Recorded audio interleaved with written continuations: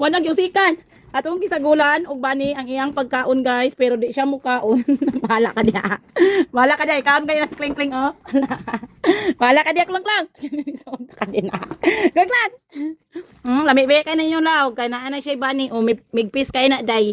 Migpis na wala mo kaon day. Ito ning ilisan yang law guys, kay di siya mukaon na ay ubod sa saging. So ato ilisan guys. Ato nagilisan yang law guys, kay di siya mukaon na ay ubod sa saging guys. Bagay ang Porte ang artihan ni Klong Klong, ato na sila gitahop guys no, kay di man sa nato sila i-baligya or iahon, ato ra man gid ni sila patigulangon sa atong mga kamot. So pwede ra gyud nato tahopon para di kayo sila mudako guys. Oh, naawa si Kling Kling nga iyang law guys. Ikaduha na niyang kaon. Mukaon na siya na ay ubod sa saging guys. Sa una, sinagulan sa nako iyang tahop og ubod saging, di po na siya mukaon. So karon natigulang na si Kling Kling, mukaon na siya. Kaduha na niyang kaon ron guys.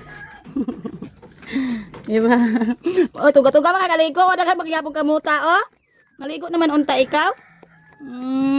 Tahop lang usa mo, ha? Kaya nga no, para di ka mumudako.